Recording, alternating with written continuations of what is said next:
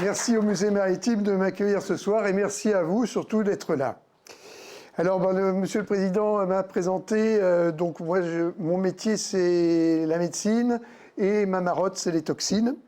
Donc je vais vous parler d'animaux venimeux ce soir. Donc je vais vous parler de méduses, mais avec le prisme de ce que je connais à peu près, c'est-à-dire les effets toxiques de ces animaux sur l'homme. Hop. Excusez-moi, je mets le... Voilà. Je vais essayer de faire défiler avec ça. Alors, méduse. Qu'est-ce que ça vous... D'où vient le mot? On va faire un petit peu d'étymologie. La méduse, au départ, eh bien, ça nous renvoie à la mythologie grecque. C'était une des 3 gorgones. Voilà à quoi elle ressemblait. Alors, vous voyez un visage assez disgracieux, avec des canines proéminentes, une langue protrusive, des cheveux qui sont en fait des serpents. On ne voit pas bien le cou, mais il y a une espèce de cuirasse d'écailles dorées. Alors, elle n'a pas toujours été comme ça. Dans le temps même, elle était assez accorte, à ce point accorte qu'elle était choisie par Poséidon, qui l'a honorée de ses faveurs dans le temple d'Athéna. C'est des choses qui ne se font pas. Athéna en a pris ombrage. Et c'est pour ça qu'elle l'a transformée en cette créature hideuse. Alors nous avons quand même d'autres, je suis désolé les enfants dans la salle, nous avons d'autres représentations des 3 gorgones qui sont un peu plus à son avantage. Donc alors ce qui se passe dans la mythologie, quand vous avez un monstre hideux, vous avez un jeune héros dopé à la testostérone qui va essayer d'en débarrasser l'humanité. Et c'est ce qu'a fait Persée, qui s'est mis en tête d'aller couper la tête d'une des 3 gorgones. Alors comme c'était un garçon prudent, sur les 3, il y en a 2 qui sont immortelles, une qui est mortelle, c'est Méduse. Il a choisi Méduse. Alors, dans la mythologie, les héros comme ça, en général, ils ne s'en sortent pas tout seuls. Il faut qu'il y ait des dieux qui les aident. Alors, entre Hermès et Athéna, il a eu un bouclier qui lui permettait, qui était tellement bien poli qu'on pouvait se voir dedans. C'était très utile parce qu'en fait, Méduse, de même que les autres gorgones, avait le pouvoir de pétrifier quiconque les regardait par leur regard. Donc il fallait à la fois l'attaquer, mais pas la regarder en face. Donc la regarder dans le reflet du bouclier, c'était bon. Il fallait une épée pour trancher la tête, malgré les écailles. Il fallait un bonnet d'invisibilité. Il fallait un sac pour transporter la tête de Méduse. Donc Athéna et Hermès ont donné tout ça. Moyennant quoi, il a coupé la tête de Méduse. Et à ce moment-là, de la blessure, de la décollation, ont jailli Pégase et Chrysaor, qui étaient les enfants de Méduse. Ah ben j'ai oublié de vous le dire, c'est-à-dire que en fait Méduse était enceinte et des œuvres de Poséidon. Je vous montre quelques représentations de Méduse, et là vous comprenez pourquoi. Parce qu'une fois la tête coupée, vous avez une forme circulaire, et vous avez des formations autour qui finalement correspondent assez bien aux filaments ou aux tentacules d'une méduse. J'aime bien cette représentation du Caravage, il paraît que c'est un autoportrait. Et la dernière représentation, ah mais il faut que je vous donne un autre détail. En fait, dans ces époques de ténèbres, les dieux ne s'entouraient pas toujours de toutes les précautions d'usage et ne s'assuraient pas toujours du consentement des mortels qu'ils honoraient. Et en fait, selon certaines versions, Méduse n'était absolument pas consentante. De sorte qu'on peut en conclure qu'elle était punie pour un viol qu'elle avait subi. D'où cette dernière représentation qui est contemporaine, où Luciano Garbati a inversé les rôles, et c'est donc Méduse qui coupe la tête de Persée. Allez, on va rentrer dans le vif du sujet, et là je suis absolument désolé, je dois vous faire un petit peu de taxonomie. Alors c'est pas que j'aime ça en particulier, la taxonomie des cnidaires, c'est mon cauchemar, mais il faut... Alors oui, d'abord, qui s'est intéressé aux méduses? Aristote, bien sûr. Ensuite, von Linné, le naturaliste qui est à l'origine de la taxonomie, c'est-à-dire l'art de classer les bestioles et de leur donner des noms latins. Et à partir du XVIIIe siècle, on a vu arriver dès les premières représentations de méduses. À l'époque, on n'en connaissait pas beaucoup. Donc voilà. Alors, n'ayez pas peur. J'aime beaucoup écrire en latin. c'est parce que je suis un peu pédant, mais en fait, je vais essayer de vous simplifier les choses. On est dans les formes mobiles. Alors, à l'âge adulte, parce que les méduses ont des cycles de reproduction très compliqués, mais on ne va pas rentrer là-dedans. On a des animaux qui flottent dans l'eau et qui sont potentiellement venimeux, les méduses. Vous avez les cuboméduses, les méduses, les physalies.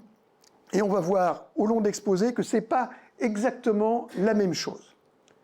Ensuite, vous avez, si on a le temps, je vous les très rapidement, on a toutes les formes fixes, dans lesquelles on a des animaux qui, au stade adulte, sont fixés sur le fond marin, parmi lesquels vous avez les coraux de feu, les anémones, les hydraires, certains coraux. Oui, je crois que j'ai rien oublié. Donc on va rentrer dans le vif du sujet, pourquoi les méduses ne sont pas nos amis. Alors avant de vous parler de toxinologie, je vais quand même vous raconter d'autres méfaits dont sont responsables ces bestioles. L'US Navy a été défaite en rade de Brisbane, ça se passait en 2006. Un porte-avions nucléaire américain, immobilisé, en panne, parce que les porte-avions nucléaires, eh ben, c'est comme toutes les installations nucléaires, il y a des circuits de refroidissement. Il a absorbé des centaines ou des milliers, peut-être des dizaines de milliers de méduses dans ces circuits de refroidissement, panne, évacuation en catastrophe. Et le responsable, c'était cette méduse bleue. Oui, alors les plus observateurs auront remarqué qu'elle est jaune, mais c'est parce que la variété qu'on trouve en Nouvelle-Calédonie, eh ben, il se trouve qu'elle est jaune. On considère jusqu'à preuve du contraire que c'est la même espèce, mais ça changera peut-être d'ici quelques temps. Alors c'est amusant parce qu'il s'agit des Américains. En ce moment, on peut être enclin à se moquer, mais c'est beaucoup moins drôle quand ça arrive en France. Et alors ça, c'est pas plus tard que le mois dernier, c'est la centrale nucléaire de Gravelines. C'est quand même la plus grosse centrale nucléaire d'Europe. Même topo. Des méduses qui sont rentrées dans les circuits de refroidissement et l'usine a dû être stoppée pendant plusieurs jours. Des problèmes en ce qui concerne la pêche. Alors ça, c'est un chalutier japonais qui est à quai. Il est à quai parce qu'il ne peut pas pêcher. Pourquoi est-ce qu'il ne peut pas pêcher? Parce qu'en mer de Chine, qui est un des endroits de la planète les plus pollués, pullule cette espèce, la méduse géante de Nomura. Vous voyez que c'est un bébé qui est quand même assez... c'est assez joufflu comme méduse. Dans les 2 mètres de diamètre, dans les 200 kilos. Quand ça se met à pulluler et que vous avez ça dans votre chalut, qu'est-ce que vous faites? Alors vous pouvez essayer de remonter le chalut.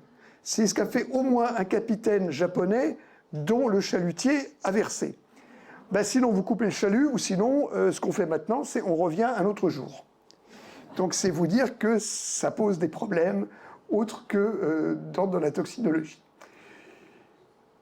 Les fermes d'élevage. Alors vous allez me dire, ouais, mais les fermes d'élevage, aquaculture, c'est pas tip-top en termes environnemental. Je suis assez d'accord avec vous. Et les méduses sont également les ennemis des aquaculteurs. Alors je vous donne un exemple, les méduses du genre Aurelia. Alors ce n'est pas les méduses adultes, mais elles ont des larves planctoniques qui sont extraordinairement toxiques pour les ouïes des saumons. Et donc, ça donne des mortalités dans les élevages de saumon qui sont assez catastrophiques. On va rentrer dans ce qui m'intéresse le plus, le pouvoir nuisance directe vis-à-vis de l'homme. La plupart des espèces de méduses sont peu ou prou venimeuses. Alors, ce que je veux dire par là, c'est qu'elles sont toutes pratiquement équipées d'un appareil venimeux qui est destiné essentiellement à la capture des proies et qui est également destiné à la défense. Alors la grande majorité des méduses n'ont pas un venin qui est toxique pour l'homme, mais qui est toxique pour les proies qu'elles convoitent. Ceci dit, il y en a quand même un certain nombre. On a une vingtaine d'espèces sur à peu près 4000 espèces de méduses recensées à l'heure où nous mettons sous presse. Une vingtaine d'espèces qui sont potentiellement mortelles. C'est un petit ratio. L'envenimation se fait par contact avec la peau nue. Alors c'est important de le savoir parce que lorsque vous êtes dans un endroit où il y a des méduses, eh bien si vous portez une combinaison, si vous portez un lycra, vous allez être partiellement protégé puisque les méduses ne pourront vous infliger d'envenimation que sur les surfaces de votre peau qui seront non recouvertes par le lycra ou la combinaison. La variabilité est complètement différente, la toxicité est complètement différente d'une espèce à l'autre et c'est ce que je vais essayer de vous passer en détail. Donc je vais vous faire une galerie de portraits en vous expliquant desquels il faut se méfier le plus et avec lesquels on peut éventuellement essayer de fraterniser. On a des espèces potentiellement létales en Nouvelle-Calédonie, mais c'est pareil, ça mérite un bémol par rapport à d'autres pays voisins comme l'Australie, où on a des espèces qui sont carrément tueuses. L'inventaire des espèces en Nouvelle-Calédonie, je considère qu'il n'est pas totalement achevé et qu'il y a encore beaucoup de choses à découvrir dans nos lagons et dans les eaux environnantes. Alors en revanche, ces méduses ne sont pas nos amis, nous sommes les amis des méduses. Pourquoi ? Parce qu'un certain nombre de méfaits volontaires, involontaires des humains, d'états de dégradation qu'on dit d'origine anthropique, qui découlent de notre activité, vont favoriser les méduses. En tout premier lieu, le réchauffement climatique. Le réchauffement climatique, ça veut dire des eaux plus chaudes. Quand les eaux sont plus chaudes, les méduses, la plupart, vont se multiplier plus longtemps, plus vite, elles vont grossir davantage, donc plus l'eau va être chaude et plus on va avoir potentiellement des proliférations de méduses, en tout cas plus on va avoir des stocks de méduses qui vont être importants. Qu'est-ce qu'on a encore ? La surpêche. La surpêche, les méduses, elles sont en compétition, il y a des mécanismes à la fois de compétition et de prédation entre méduses et poissons. Le moins vous avez de poissons, le plus vous avez de méduses, le plus vous avez de méduses, le moins vous avez de poissons. Donc le moins vous avez de poissons, le moins vous avez de poissons, le plus vous avez de méduses, le plus vous avez de méduses. Les installations humaines artificielles. Alors c'est assez bizarre, mais les méduses, elles doivent être, certaines doivent être assez psychorigides, elles ont des stades larvaires, pour la plupart, qui se fixent sur des supports au fond de l'eau. Et elles adorent les surfaces lisses des installations humaines. Et elles adorent également les tonnes de plastique qu'on rejette à la mer. C'est des nurseries à méduses. Tout ce qui favorise la croissance de phytoplancton, c'est-à-dire les rejets de nutriments qui viennent de différentes exploitations humaines, en particulier agricoles, elles adorent. Ça leur donne à manger, elles vont proliférer. Et enfin, les humains sont à l'origine de l'implantation d'espèces invasives, dépourvues de prédateurs. Voilà, c'est une liste vraiment non limitative, je me suis tenu à l'essentiel. Les méduses sont-elles utiles ? Alors, si tant est qu'il y a un animal qui soit plus utile qu'un autre, oui, on peut les manger. Alors ça, c'est la bonne nouvelle. Alors, personnellement, moi, je n'ai pas essayé. Vous me direz à la fin si vous avez essayé. Alors, c'est extrêmement courant dans certains pays asiatiques. C'est l'objet d'une pêche qui est industrielle. Alors vous me direz, ça n'a pas l'air yummy, la méduse. Ben si. Alors, la méthode, on choisit quand même les espèces. On les sort de l'eau, on les nettoie tout de suite, on retire le mucus, on retire les parties potentiellement toxiques. Ensuite, si je me souviens bien, on les fait dessécher et on les commercialise sous une forme séchée. Alors le seul problème, c'est qu'on s'est conservé avec des sels d'aluminium et c'est pas forcément terrible. Et ensuite, pour les servir, on les fait regonfler. Mais voilà, c'est la forme sèche qui permet la conservation. Et puis après, vous les accommodez comme vous voulez. J'ai cru comprendre que ça n'avait pas spécialement beaucoup de goût. Faut mettre une sauce avec. C'est à la fois souple et croustillant. Enfin bon, moi je pense que d'ici quelques temps, les uns et les autres, on y goûtera à la méduse. On va y venir. Pour l'instant, il y a des réticences en Europe. On a un institut qui dit que les méduses, c'est pas bon pour nous. Alors, elles seraient utilisables en thérapeutique, en cosmétique, comme piège à nos particules. Enfin bon, d'utilité, on peut en trouver des tas. Bon, on rentre dans le vif du sujet, les méduses vraiment toxiques. Donc là, on va commencer, on va parler des cuboméduses, des méduses, des physalies. Là, on est dans la cuboméduse australienne. Alors cette photo n'est pas extraordinaire, mais ceci dit, je suis extrêmement content de la voir. C'est Lisanne Gershwin, qui est la papesse de la méduse au niveau mondial, qui a bien voulu me la filer. Elle a été prise en aquarium. Ça, c'est la méduse Chironex fleckeri, qui est tueuse. Elle tue régulièrement des gens en Australie, en particulier dans le nord de l'Australie, à la saison chaude. Elle est capable de provoquer un arrêt cardiaque en moins d'une minute chez une personne en bonne santé. La bonne nouvelle, c'est qu'on n'en a pas ici. C'est une espèce qui est réputée endémique d'Australie, qui en fait a colonisé quelques espaces, mais fort heureusement, pas le nôtre. Celle-ci, c'est également une cuboméduse australienne qui ressemble à la première, qui est un peu moins toxique. Je passe assez vite. Celle-là, je vous en parle parce que je vais vous parler du syndrome d'Irukandji. Irukandji, du nom d'un toponyme, je vais y arriver, aborigène. C'est un syndrome douloureux qui est assez particulier. C'est une envenimation généralisée avec des douleurs tout partout, mais particulièrement au niveau lombaire, également au niveau thoracique, dans les membres, avec des maux de tête, des douleurs articulaires, un malaise, une sensation d'étouffer, diarrhée, vomissement. Et ça a été mis en évidence avec cette petite méduse qui, pareil, est une espèce australienne, qui a la particularité d'avoir une piqûre qui est pratiquement indolore, mais au bout de quelques dizaines de minutes, vous avez ce syndrome douloureux qui apparaît. Ça, c'est pareil, c'est une espèce australienne, on n'en a pas trop ici. Alors là, par contre, c'est une espèce qu'on a chez nous.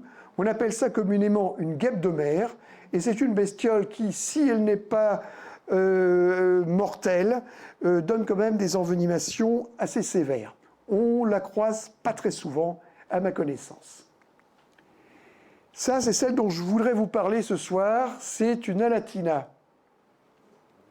Comment la photo est pas bonne, on n'y voit rien? On n'y voit rien justement parce que la photo est bonne.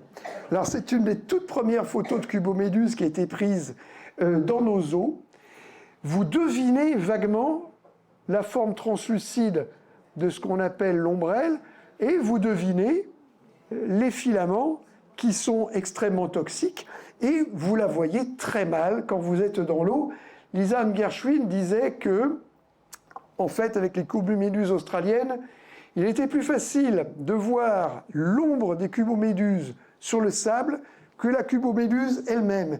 Et que lorsqu'on avait vu l'ombre de la cuboméduse, eh bien souvent c'était déjà trop tard. Voilà une bien meilleure photo qui a été prise de nuit. Alors ces cuboméduses, je vais vous raconter un petit peu la façon dont elles se présentent. C'est une espèce qu'on ne connaissait pas avant 2018. Enfin, il y avait eu quelques observations éparses. Et puis en 2018, il y a eu un grand rassemblement de cuboméduses dans le lagon sud de Nouvelle-Calédonie, avec une bonne série d'envenimations sévères.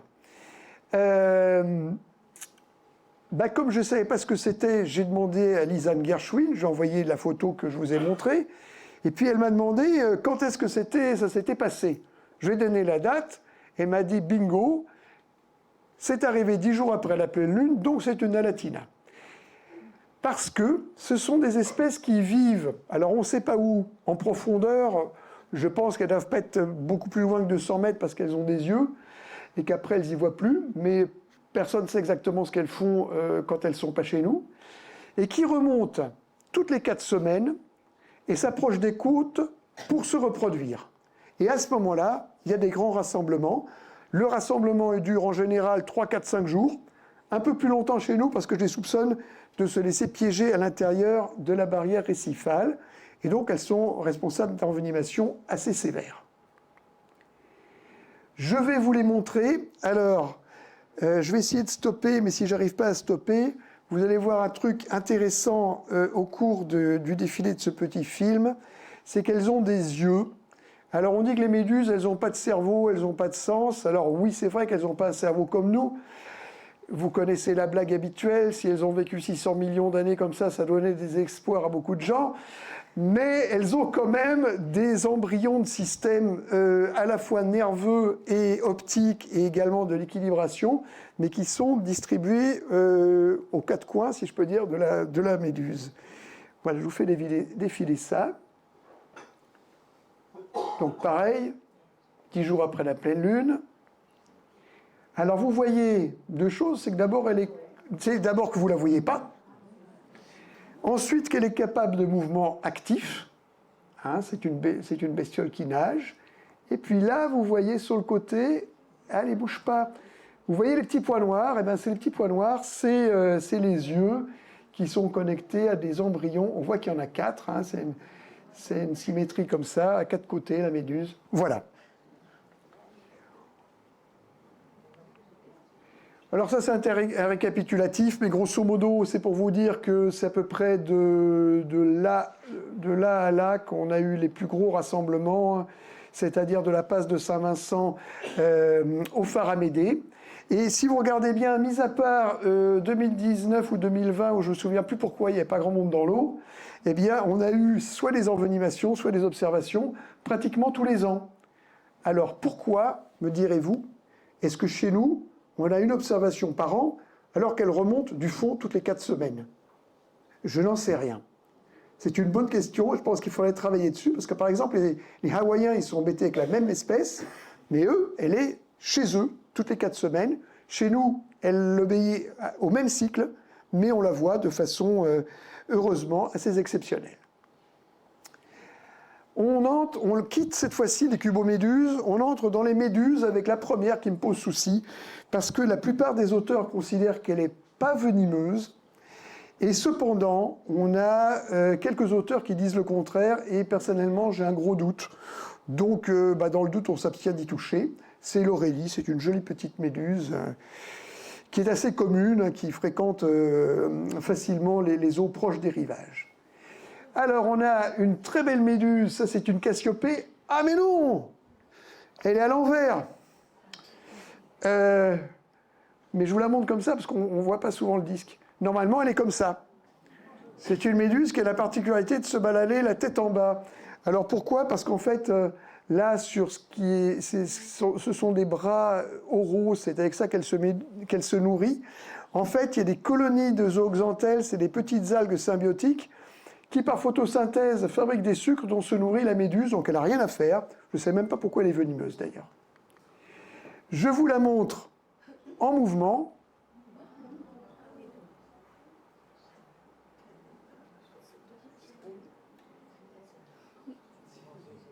Voilà, c'est ça la vie d'une Cassiopée. Ça, c'est une méduse qui est beaucoup plus joufflue, c'est une trentaine de centimètres. Alors, vous avez vu qu'elles n'ont pas de filaments, celles-là, mais par contre, elles ont... Alors ici, vous avez ce qu'on appelle l'ombrelle, les anglo-saxons appellent ça la cloche, et puis là, ces espèces de protubérances, ce sont des organes avec lesquels la méduse capture ses proies et se nourrit. Celle-là, elle n'est pas mortelle, mais elle est venimeuse. Vous avez la méduse dé à coudre. Je vous montre des individus adultes qui ne sont pas venimeux, mais par contre, les formes juvéniles, donc les petites larves qui sont microscopiques que vous ne voyez pas, sont extrêmement irritantes et probablement ça fait partie des explications de ces épisodes où les baigneurs, même très près des côtes, ils ont des démangeaisons quand ils sont dans l'eau. Ça fait partie des composants du plancton urticant, qui est une espèce de vaste fourre-tout dans lequel il y a tout et n'importe quoi. Ça, c'est une méduse qui est déjà beaucoup plus dangereuse. Alors, vous me direz, oui, la photo est prise de loin.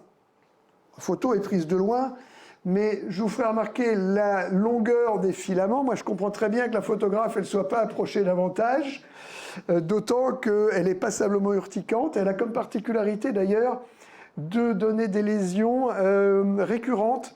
C'est-à-dire, vous avez la lésion sur la peau, et puis elle va se réactiver un peu plus tard, quelques jours, quelques semaines plus tard. La même en mouvement. c'est pour vous montrer qu'elle peut être belle aussi. Alors ça, c'est un classique.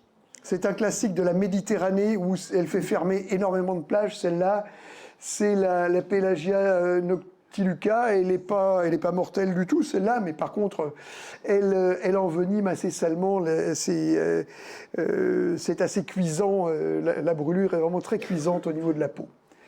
Je vous passe rapidement quelques espèces cosmopolites qu'on ne rencontre pas souvent parce qu'elles s'approchent heureusement pas très souvent des côtes.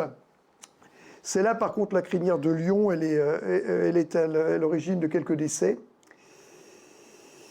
Et là, on tombe dans ce qui nous intéresse vraiment en premier chef, c'est la physalie.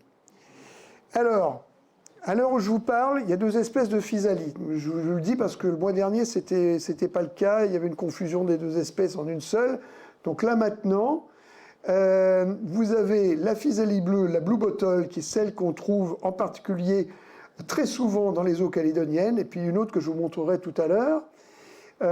Ici, elle est avec un petit poisson qui lui est associé. En général, un petit flotteur, on appelle ça un pneumatophore hein, quand on veut faire son savant, c'est un flotteur. Alors les physalies, elles se déplacent passivement. Elles sont un petit peu à la merci des vents et des courants. Dans un banc de physalie, vous en avez qui ont la voilure orientée d'un côté et l'autre de l'autre. Comme ça, quand vous avez le vent qui les pousse à la côte, eh ben, il n'y en a qu'une partie qui vient s'échouer et l'autre survit. C'est comme ça qu'on explique la chose.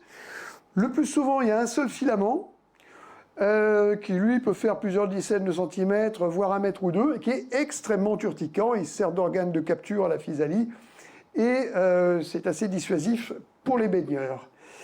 On les trouve, bien entendu, à la saison chaude, de même que d'autres méduses. Donc, on a très souvent des grands bancs qui viennent fréquenter l'intérieur du lagon jusqu'aux abords immédiats de nos côtes, le plus souvent pendant l'été austral.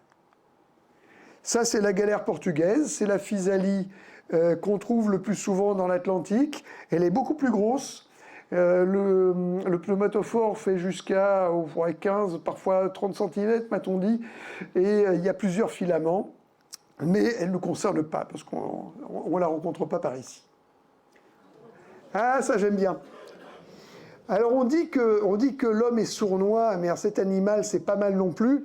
Il ne vous a pas échappé que ce n'est pas une méduse, ce n'est pas une physalie, ce n'est pas un cnidaire, c'est un mollusque. C'est un mollusque pélagique, c'est un nudibranche. Qu'est-ce qu'il vient faire là?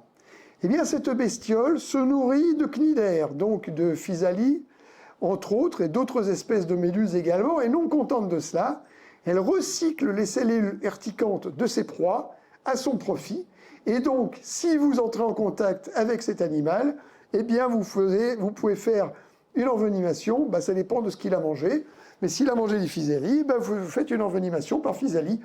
Un cas décrit en Nouvelle-Calédonie, donc je le mets dans le diaporama.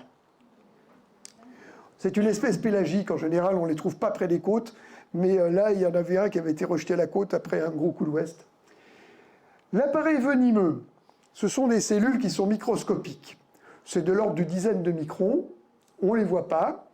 Ils sont portés le plus souvent par les filaments, là c'est une cuboméduse, donc c'est par les filaments. Par les filaments chez la physalie. La méduse, c'est plus complexe. En général, c'est les filaments ou les tentacules, si vous préférez le mot tentacule, mais parfois aussi sur les bras oraux, les organes digestifs, parfois sur le pourtour de l'ombrelle, et certaines en ont même sur la convexité de l'ombrelle, ce qui est quand même beaucoup plus rare. Bon, de toute façon, il n'y a pas un endroit par lequel attraper une méduse. À partir du moment où on a identifié une espèce vulnérante. Voilà à quoi ça ressemble. Vous avez, ça c'est la cellule venimeuse, elle projette une espèce de petit harpon qui va s'insérer dans la peau de la victime. Alors, selon l'espèce, ça peut être dans les couches superficielles. Quand c'est une espèce très venimeuse, ça va jusque dans le derme. Et donc, oui, je vous disais, c'est tout petit, une dizaine de microns, mais ça n'empêche pas, il y en a beaucoup. Donc, ceci compense cela. L'envenimation se fait par contact, c'est-à-dire qu'il faut le contact de la peau nue. Et vous avez, donc on les appelle nématocystes, on peut les appeler aussi clinoblastes, peu importe, ces cellules microscopiques. Il va y en avoir une partie, on considère qu'il y en a une partie, qui vont rester adhérentes sur la peau des personnes qui ont été en contact avec les filaments et qui sont capables de donner une deuxième vague d'envenimation si on n'en prend pas soin. On va passer assez vite. La toxicité des différentes espèces, c'est très variable. Retenez qu'il y en a qui sont toxiques pour le système cardiovasculaire, d'autres qui sont neurotoxiques, d'autres qui sont toxiques pour les muscles. Et cette toxicité pour les muscles, moi je la trouve assez intéressante parce qu'elle explique beaucoup les symptômes, et en particulier le caractère incapacitant de la majorité des envenimations qui vont nous préoccuper. Elles sont capables également de détruire le tissu de la peau. Voilà, je vous remets la photo de Chironex fleckeri, la cuboméduse australienne, j'insiste, australienne, il n'y en a pas chez nous, qui peut tuer son bonhomme en moins d'1 minute. Je vous remets les cuboméduses, dont en particulier cette espèce-là présente dans nos eaux, qui donne le syndrome d'Irukandji. Alors, pour ceux que ça intéresse, ça entraîne un relargage de catécholamine, c'est-à-dire que vous mettez tout d'un coup, de façon involontaire, à sécréter de grosses quantités d'adrénaline, avec comme effet une poussée d'hypertension, le cœur qui s'accélère. Avec certaines espèces, on a décrit des complications à type d'œdème pulmonaire, d'AVC, parfois de priapisme, mais non pas avec les espèces de chez nous. Le venin des physalies, je vous disais, il est essentiellement cardiotoxique, mais ça c'est très rare, et myotoxique, c'est-à-dire toxique pour le muscle, ça c'est beaucoup plus fréquent. Alors on va s'arrêter sur les symptômes. D'abord les symptômes, vous les connaissez tous, ça fait mal. Donc vous avez immédiatement l'empreinte. Alors l'empreinte des filaments, ça peut nous aider, nous, quand on voit après les victimes, à savoir ce qui a piqué. Piqué entre guillemets. Par exemple, les filaments de physalie, ça donne des images qu'on décrit, les médecins sont des poètes, en chapelet de haricots. Vous avez également, avec d'autres espèces, des stries linéaires qui peuvent être multiples. Ça donne des marques rougeâtres, parfois ça donne ensuite des espèces de vésicules, des pustules, parfois des croûtes. Parfois, ça peut donner des nécroses cutanées avec certaines espèces, parmi les plus toxiques, et ça peut laisser même des cicatrices qui peuvent être durablement assez vilaines. On peut avoir des symptômes régionaux, c'est-à-dire vous êtes piqué sur un membre, et sur le membre envenimé, vous allez avoir des symptômes comme des crampes, des perturbations de la sensibilité, mais surtout des perturbations de la motricité de votre membre, et ça peut vous gêner pour sortir de l'eau. Les symptômes généraux, eh bien, grosso modo, il n'y a pas une grosse différence avec ce dont je vous parlais tout à l'heure, le fameux syndrome d'Irukandji. Grosso modo, toutes ces formes mobiles parmi les plus venimeuses, elles vont donner la même chose. Quand il y a une envenimation généralisée, c'est un syndrome douloureux généralisé, avec des douleurs qui sont essentiellement musculaires, qui sont ressenties d'abord là où il y a les plus gros muscles, donc au niveau du tronc, en particulier les gens se plaignent de la région lombaire, puis la musculature des membres. Vous avez également d'autres manifestations comme des maux de tête, des douleurs articulaires, vous pouvez avoir toutes sortes de malaises, une sensation d'oppression thoracique qui est en général assez mal vécue, de l'anxiété, très souvent, de l'agitation, mais qui ne serait pas anxieux et agité en vivant tout ça. Vous pouvez avoir des signes plus rigolos comme une horripilation, vous avez les poils qui se dressent, des sensations de décharge électrique qui peuvent être généralisées, et puis tout ceci avec certaines espèces, eh bien ça peut également engendrer une fatigue persistante pendant des semaines.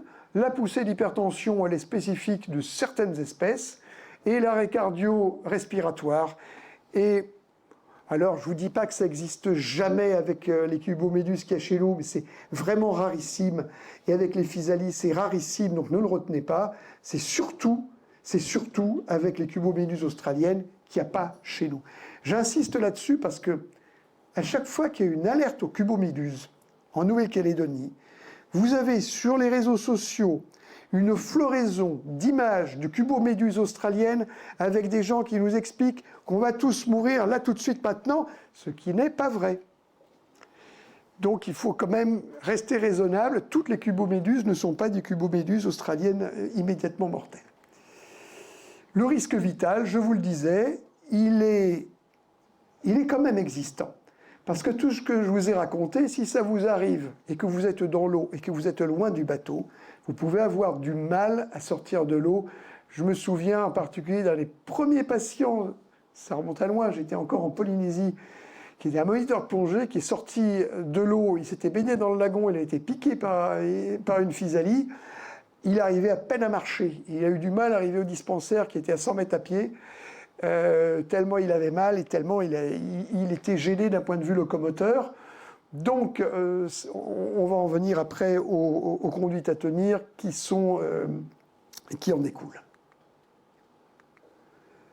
Alors, bon, je vous en ai parlé, Sanrum Rukanji. Les principes de prise en charge, la première des choses. Ben oui, c'est évident, mais je dois le dire quand même, c'est l'extraction du milieu marin. Si vous êtes vous-même victime d'une envenimation, si votre binôme de chasse sous-marine est victime d'une envenimation. Alors pourquoi chasse sous-marine? Tenez, une anecdote quand même. Les Alatina dont je vous parlais tout à l'heure, celles qui viennent toutes les 4 semaines et qu'on ne voit pas souvent, les premiers cas d'envenimation, c'était des chasseurs sous-marins. Mais les chasseurs sous-marins, en général, ils ont des combinaisons intégrales. Ils ont un masque. Et ils avaient eu des symptômes généraux. Ce qui veut dire que la surface en contact avec les tentacules, ça avait été quoi? Ça avait été certaines parties de la peau du visage. Donc ce qui veut dire une surface absolument dérisoire comparée à l'intensité des symptômes généraux. C'est vous dire que les cuboméduses à nous autres, elles cognent quand même. Donc sortir de l'eau tout de suite. Ensuite, au moindre doute, vous êtes en mer, vous faites le 16. Vous êtes à terre, vous faites le 15.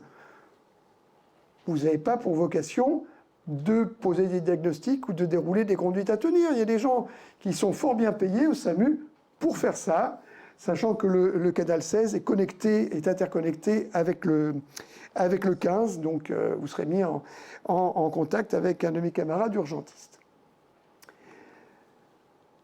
Alors là, on entre dans les conduites à tenir pratiques, et ça, c'est quelque chose qu'on peut avoir à bord de son bateau. C'est une bouteille ou deux de vinaigre. Je vais être extrêmement honnête avec vous, ce n'est pas complètement consensuel. C'est-à-dire qu'en ce qui concerne les envenimations par cuboméduse, ça ne fait pas débat.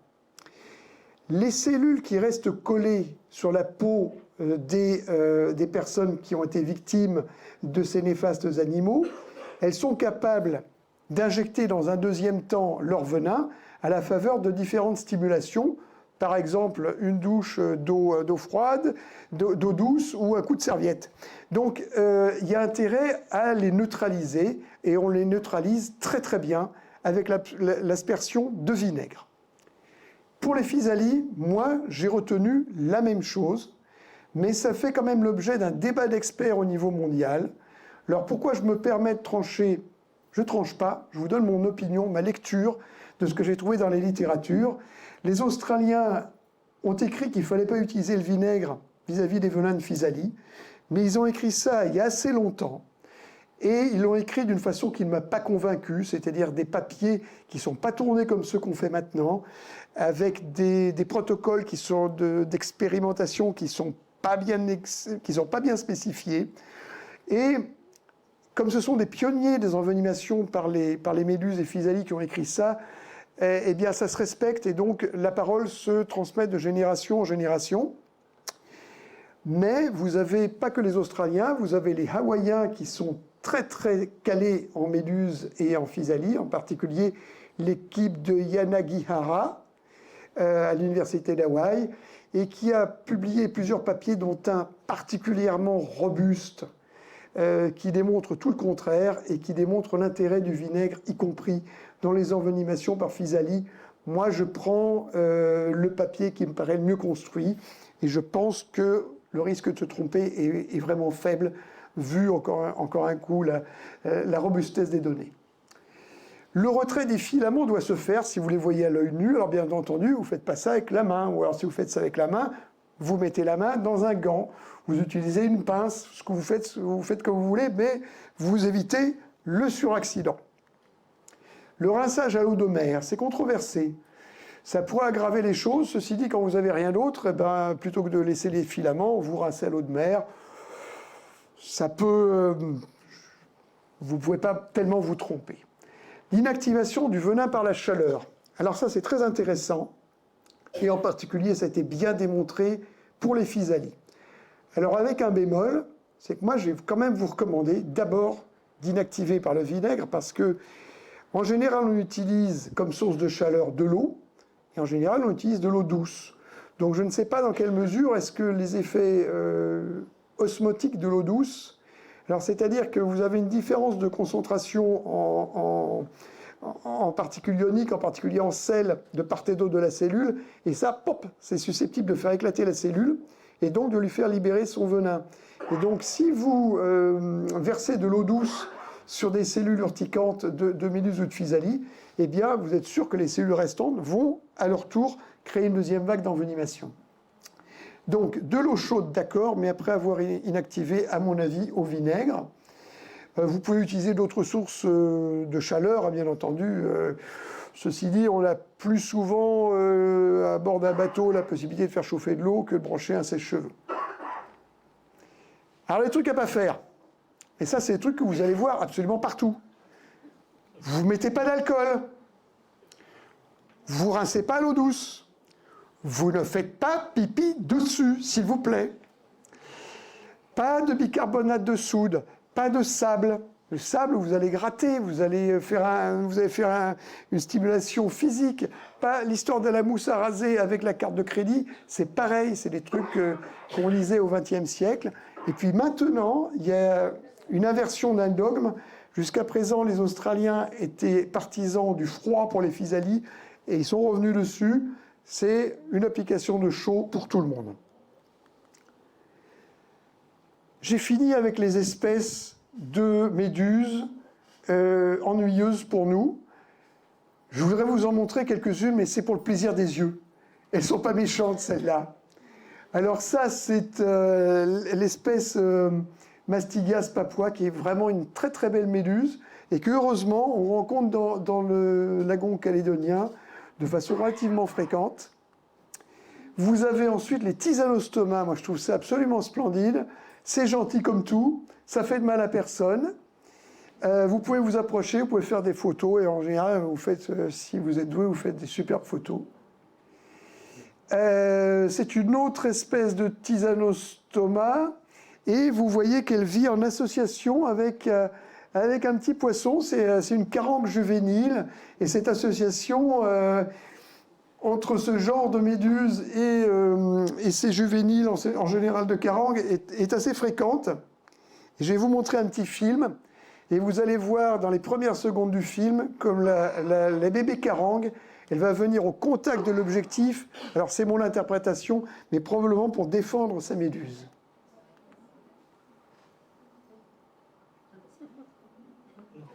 Voilà, elle vient au contact, même pas peur. Alors je ne sais pas exactement comment fonctionne l'association. Je pense que la carangue est un peu plus sortie que la méduse. Sont-elles pas mignonnes toutes les deux? Voilà, ça c'est une belle espèce, c'est une méduse de grande taille qui est parfaitement inoffensive aussi, qu'on voit malheureusement pas extrêmement fréquemment. Ça aussi c'est une céphéa. Alors c'est pareil, c'est des méduses qu'on trouve un petit peu partout dans l'Indo-Pacifique, de belle taille. Ah, la toute dernière. Alors ça, celle-là, je vous l'ai mise là, mais c'est sous réserve d'inventaire. C'est la dernière trouvaille de Jack, qu'il a identifiée comme une copula. Je pense qu'il a tout à fait raison. Et elle a exactement les mêmes caractéristiques de celles de Berberian et Michenet, qui sont deux auteurs qui ont publié un bouquin absolument extraordinaire en Polynésie. Et elle fait environ 3 cm. Sauf que quand vous allez dans les bouquins, les copulas, elles ne font pas 3 cm, elles ne dépassent pas 1 cm. Donc il y a un truc qui cloche. Ensuite, elle m'était vendue comme très très faiblement urticante, alors que les espèces copula qui sont connues, on leur donne le surnom de méduse herpès, parce que non seulement ils font des bouquets de vésicules, mais en plus c'est récurrent. C'est-à-dire que ça revient dans le temps. Donc celle-là, on va lui laisser le bénéfice du doute, mais personnellement, j'y toucherai pas à main nue. Est-ce que vous avez encore un petit peu d'énergie? Si vous avez un peu d'énergie, je vous fais en quelques diapositives les formes fixes, puisqu'on est toujours dans les cnidaires, c'est-à-dire un groupe d'organismes qui se définissent justement par le fait que leur organe de défense et d'attaque, c'est ces cellules microscopiques qui sont urticantes, plus ou moins urticantes, selon... alors là, c'est selon l'espèce. Ça, c'est du corail de feu. Les plongeurs connaissent tous ça. Alors les plongeurs savent qu'on ne met pas les mains sur les animaux, de toute façon. Mais ceux qui ne le savaient pas et qui n'ont pas identifié le corail de feu s'en souviennent encore. Il y en a absolument partout. Alors c'est la partie sommitale du récif qui est urticante. Ça, c'est un peu moins connu. Alors c'est toujours pareil, hein, vous êtes sous l'eau, vous touchez à rien. Si vous touchez à ces hydraires, il vous en cuira. Voici une autre variété d'hydraires. Ça ressemble à des petites fougères, hein, ça fait souvent quelques centimètres dans l'eau. C'est très joli. Des tubulaires, c'est pareil, c'est urticant. Alors là, ça rigole plus, c'est une anémone. Et je vous en ai pas montré plusieurs, mais je vous ai montré l'espèce parmi les plus venimeuses. Celle-là, elle donne des lésions cutanées vraiment sévères. Ça peut donner des nécroses cutanées. Anémone armée, c'est pas pour rien qu'on l'appelait comme ça. Il y en a un peu partout. Je ne pouvais pas faire l'impasse sur notre chou-fleur. Ce chou-fleur que certains d'entre nous ont rencontré sans l'avoir identifié, parce qu'en général, c'est quand on se baigne, on shoot dedans, on dit « Ah, qu'est-ce que c'était que cette cochonnerie ?» C'était ça, c'est un actidodendron. C'est passablement urticant et ça donne des lésions qui sont particulièrement tenaces. Je me souviens, quand j'étais au SAMU, j'ai un de mes confrères qui est venu me voir, qui m'a dit, voilà, il me montre le dos de son pied qui était rouge, vif, et puis ça durait depuis déjà une quinzaine de jours. Et il m'avoue qu'il avait déjà vu la moitié du service avant moi, ce qui était normal. Et je lui propose de la cortisone, des antihistaminiques, des crèmes anesthésiques. Bien entendu, mes confrères avaient exactement les mêmes idées que moi. Ça n'avait absolument rien fait. Après moi, il est allé voir la seconde moitié du service et personne n'a pu le soulager. Ça l'a démangé pendant des semaines. C'est vous dire qu'on est quand même relativement démunis, ça n'a l'air de rien, mais ça donne des lésions qui sont pas graves, mais qui peuvent être passablement tenaces. Ça, c'est une espèce de corail dur. Eh ben, il ne faut pas mettre les doigts dessus, c'est passablement urticant. Alors, les envenimations par forme fixe, bon, ben, c'est très simple, ça fait mal, ça rougit, c'est bénin, ça met parfois du temps pour guérir. Les hydraires et les anémones de mer, en général, c'est plus méchant. Et on peut avoir des lésions qui traînent, qui donnent des cicatrices, en particulier avec certaines actinies, hein, certaines anémones de mer. L'envenimation généralisée, allez, je vous la cite parce que je l'ai trouvée dans les bouquins, mais j'en ai jamais vu. Ça va faire la même chose qu'avec une méduse, mais en beaucoup moins grave. Donc, la conduite, alors c'est bien simple, on peut dire tout ce qu'on veut parce que c'est pas codifié du tout. Alerte et orientation, en général c'est prise en charge en ambulatoire, hein, ça peut attendre le lundi matin chez le médecin traitant, c'est pas la peine de faire le 15 ni même le 16. Est-ce qu'il faut mettre du vinaigre? Ah c'est une excellente question, je vous remercie de me l'avoir posée, je me la pose moi-même, j'en sais rien, je dirais oui dans le doute, ça peut pas faire de mal. Le rinçage à l'eau de mer, oui si vous n'avez pas de vinaigre. L'inactivation par la chaleur, c'est pas démontré. Un certain nombre de toxines marines sont inactivées par la chaleur. Hein. On a quelques exceptions, qui sont les venins de serpent, les venins de cône. Mais en dehors de ça, vous avez quand même pas mal de toxines qui sont dites thermolabiles. Donc, faut essayer. Et puis si vous avez des bons résultats, faites-le moi savoir, parce que j'aimerais savoir. Personne ne sait. Ensuite, les traitements, c'est ce que je vous disais. On va prescrire tout ce qu'on a dans notre besace. Hein. Alors pareil, si ça a été démontré pour les autres cnidaires, c'est pas la peine de faire pipi dessus, ni d'essayer de raser la surface atteinte. Je pense que ça ne fera pas mieux. La prévention est théoriquement aisée. Il suffit de se tenir éloigné des rivages en senteur d'Océanie. On a assez peu d'envenimation par méduse chez les golfeurs et chez les cavaliers. En pratique, les organismes mobiles, quelquefois quand on les voit, c'est un peu tard. Et par contre, les formes fixes, ouais, c'est quand même assez facile. Bon, sauf les choux-fleurs à la baie des citrons, vous ne pouvez pas les voir si vous nagez, que vous n'avez pas de lunettes. Mais par contre, amis plongeurs, enfin, les amis plongeurs que je connais, je prêche des convaincus, qui ne toucheraient pas une bestiole vivante sous l'eau. Mais voilà, c'est la règle, on ne touche rien.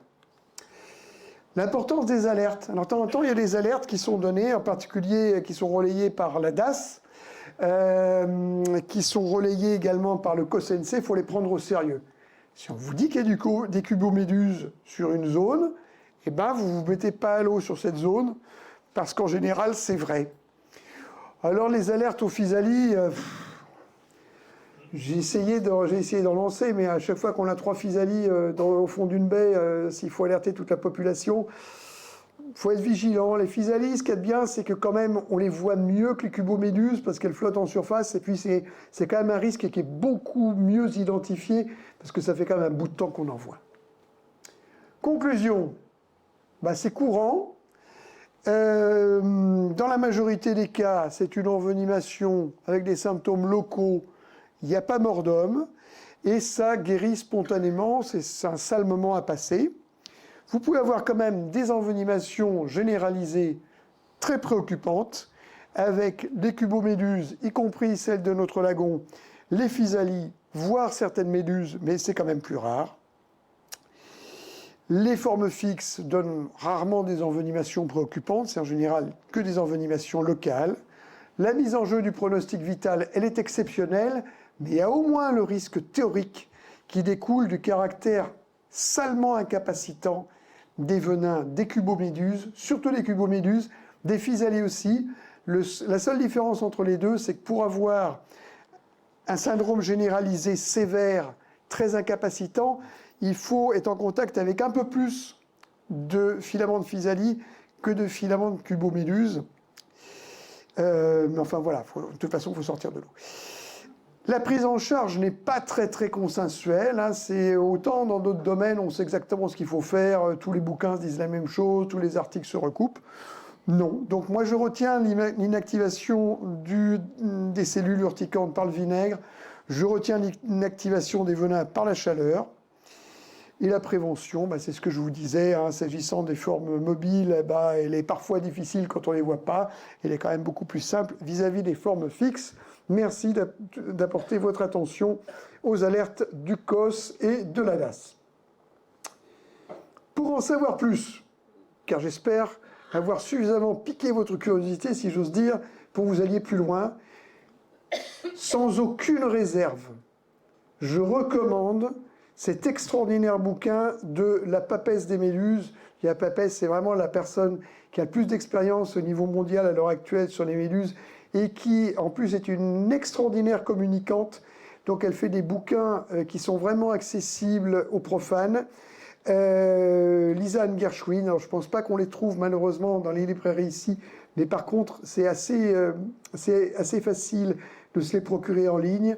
Ça répondra à toutes les questions que je n'ai pas pu aborder ce soir, parce que d'abord, elles ne sont pas dans mon domaine de compétences, et puis parce qu'on m'a demandé de ne pas vous garder plus d'une heure, concernant la reproduction, l'alimentation, les déplacements des méduses et des autres formes de gélatineux. C'est un monde qui ne laisse de me fasciner. Je recommande aussi, sans réserve, et là, vous le trouverez dans toutes les bonnes librairies, et même dans quelques autres, mais ça, c'est plaisir des yeux, cet excellent bouquin de Berberian et Michenet, qui sont deux confrères plongeurs qui ont eu l'idée assez saugrenue d'aller se mettre à l'eau la nuit à Tahiti, hors de la barrière, pour voir qu'est-ce qu'il y avait. Et ils ont observé un phénomène qui est bien connu, qui est celui des migrations verticales, c'est-à-dire un tas de bestioles qui remontent dans la colonne d'eau pour se nourrir, qu'on ne voit pas le jour. Et donc, parmi, bien entendu, les animaux qu'ils ont photographiés sont des photographes de très grand talent. Il y a une belle palanquée de méduses. Alors, ce bouquin, comme le disait fort justement notre président, il est en voie d'obsolescence. Et pour être tout à fait honnête avec vous, il n'est pas à jour sur les méduses. Parce qu'en 15 ans, les choses ont tout à fait évolué. Vous pouvez vous le procurer s'il y a d'autres sujets qui vous intéressent. Mais pour les méduses, je vous conseille plutôt, de toute façon, le bouquin de Gershwin, voilà, qui est la référence absolue. Je dois remercier tout un tas de monde. Alors malheureusement, je ne vais pas avoir le temps de citer tout le monde. Alors d'abord, Jeff Dubosc de l'Aquarium des Lagons. Alors c'est la personne, à ma connaissance, qui connaît le mieux les méduses en Nouvelle-Calédonie. C'est un passionné. Il les élève. Alors ceux qui sont peut-être pas allés depuis très longtemps, enfin ceux qui sont restés longtemps à l'aquarium n'ont peut-être pas vu ces bacs où il y a plusieurs espèces de méduses, il y en a au moins 3 ou 4. Il les nourrit, il connaît leurs petits noms, il connaît toutes leurs manies. Et donc, elles sont exposées, vous avez plusieurs espèces parmi les plus jolies qui sont exposées à l'aquarium. Je remercie des gens de la DAS qui ont partagé leurs données avec moi et mes amis de la FFE-SSM avec qui j'ai partagé quelques mémorables chasses à la cuboméduse. Et surtout, je remercie l'ensemble des photographes qui ont bien voulu mettre à notre disposition, puisque je les partage avec vous ce soir, les images assez fabuleuses que j'ai pu vous montrer ce soir et sans lesquelles ce diaporama n'aurait pas eu de raison d'être. Parce que si je vous parle d'un animal, mais je ne peux pas vous le montrer, c'est quand même nettement moins intéressant. Et merci à vous-même de votre attention.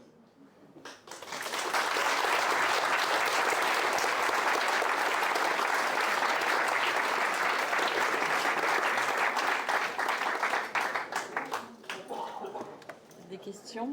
Y a-t-il des questions? C'est le moment qui me fait flipper, moi, les questions, je vous le dis tout de suite. Hein. Mais non, ça va aller. C'est sur la première question qui est la plus... Ah, ça y est, il y en a une. Qui s'est pas fait attendre. Merci Valérie. Est-ce que tu sais, Claude, si dans le bouquin Le peuple des abysses, les couleurs sont naturelles ou pas? Parce que tous les organismes, en fait, on présente ces mêmes teintes, orange, bleu, blanc. Et je me posais la question. Merci. Ok, merci Christophe pour la question. Alors, je ne suis pas photographe, je ne peux pas te répondre. Moi, j'ai l'impression que c'est les couleurs naturelles parce que, effectivement, quand elles sont prises dans le flash, ce qui est transparent va paraître bleu. Et très souvent, les organes reproducteurs des méduses, ils ont cette teinte qui va de l'ocre au corail. Donc moi, je les achète pour naturel, mais je ne peux pas vous le garantir. Il faudrait poser la question au photographe. Une question plus gentille.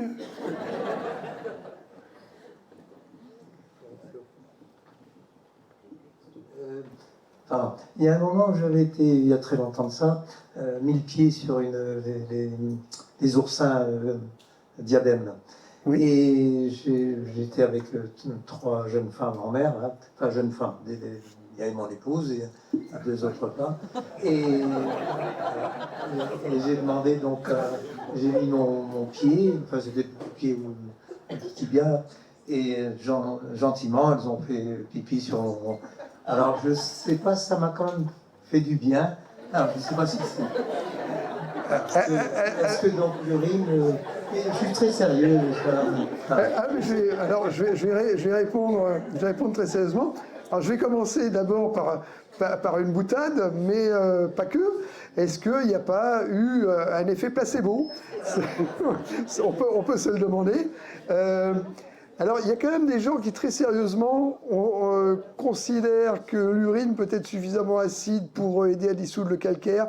Je ne sais pas si c'est vérifié, mais de toute façon, le problème n'est pas là, puisque... Alors, les oursins diadèmes, c'est un truc absolument sidérant, parce que c'est un animal qui est à l'origine de l'envenimation probablement la plus courante, et pour autant, il n'y a pas consensus sur le fait qu'il y ait du venin au bout des épines, ce qui est absolument incroyable, parce que tous ceux qui sont fait piquer par un diadème, ils savent très bien que ça pique pas comme une aiguille, que ça brûle, ça chauffe, ça lance, donc il y a forcément un venin. Pour autant, on n'en connaît pas bien la composition. Je ne sais pas quoi répondre à cette question.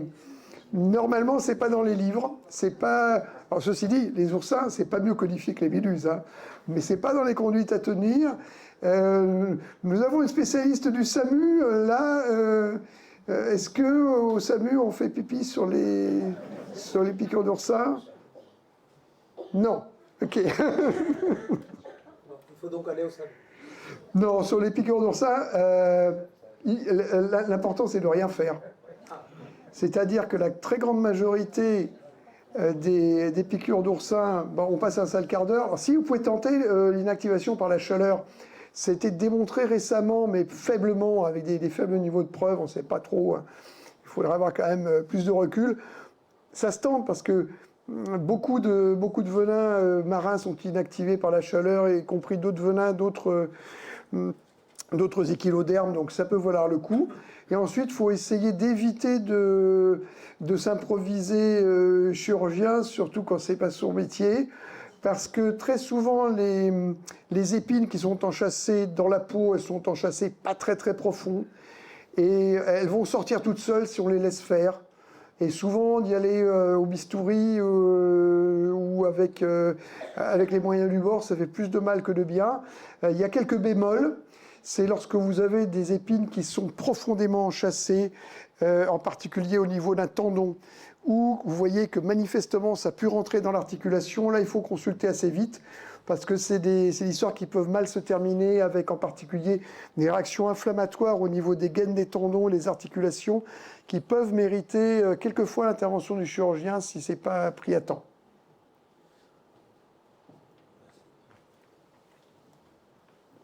Oui, bonsoir Claude. Moi j'ai une question Bonsoir, par rapport Xavier. aux cuboméduses australiennes.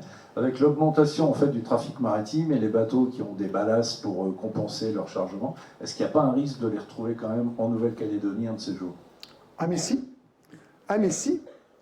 Tout à fait. C'est tout à fait plausible par le mécanisme que tu as décrit. Aussi peut-être d'ailleurs par des mécanismes de migration spontanée, dans la mesure où, en effet, elles sont considérées comme endémiques d'Australie, mais ceci dit, on en retrouve, si je me souviens bien, jusqu'au Salomon. Donc si elles sont au Salomon, pourquoi est-ce qu'il n'y en aurait pas chez nous un de ces jours? En ceci dit, il faut être aussi assez méfiant, parce que quelquefois, il y a des papiers où l'identification n'est pas absolument certaine, mais le risque théorique existe, hein, oui, oui. Auquel cas, ça changera la donne. Une autre question?